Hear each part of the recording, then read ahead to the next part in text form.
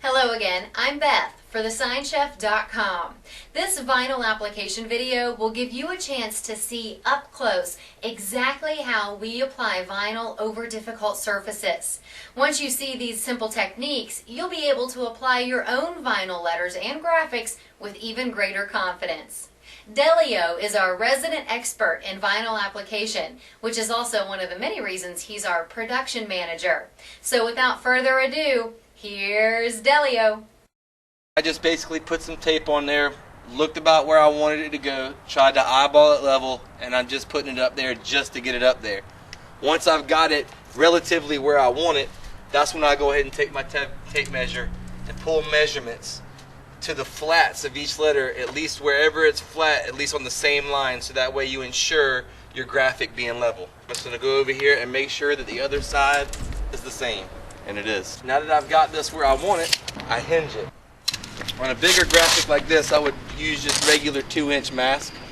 Just run a strip across the top, half on, half off. Just get it right to the edge of the graphic and stop it right there so that when you hinge it up, you don't have the excess tape on the side. Now my next step, go ahead and pre-cut everywhere there's going to be rivets behind there.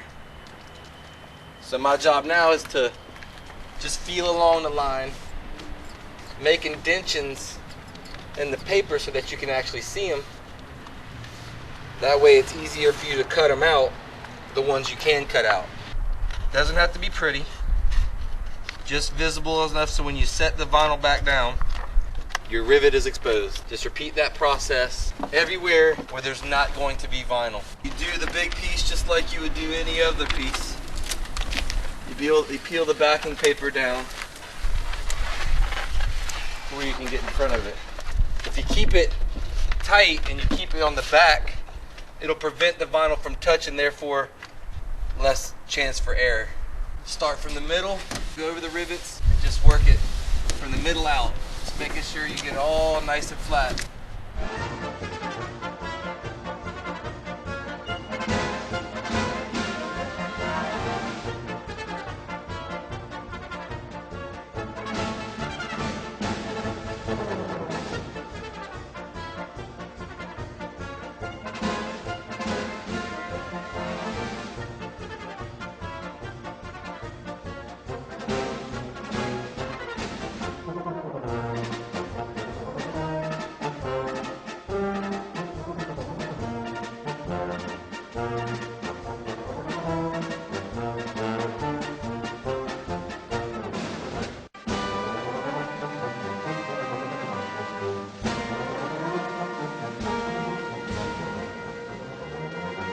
Next step you'll do is peel the tape up, being very careful.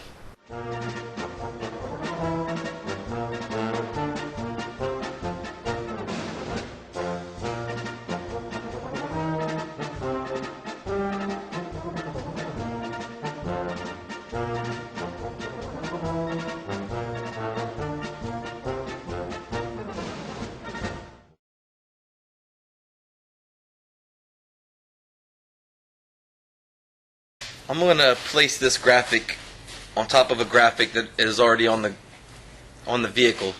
I need to have an even border around each letter. So what I'm going to do is I'm going to hand trim right along the edge of the vinyl without cutting into the graphic. But you got to go through the paper too. It can completely out the background. If you do that on 2 letters, preferably square letters, it's easier to visually line up your text. Alright, with that being said, let's move on to the next phase. As you can see by the words that you have here, unit is going to go right here. It's got extra space cut out to have an extra border around. This is where trimming your vinyl comes into play. If you make the bottom and the sides the same size and you do it on both letters that you did that with,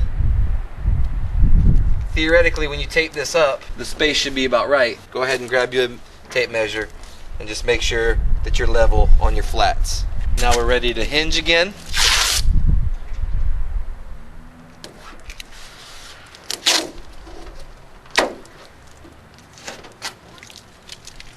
This would be a good time to exercise the cutting between the letters. especially if you're working on rivets like I am.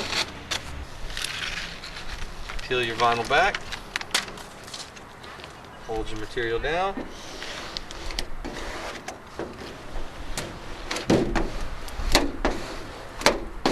Go ahead and squeegee where it's at.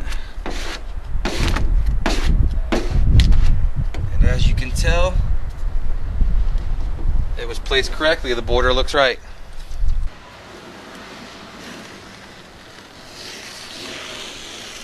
And then of course, if there's any bubbles, one little stab with the knife, then a rub with your fingernail, and it fixes it. On these letters that fall on the seam, just drag a knife blade right down the edge, trying to keep it the same, and just tuck in the excess.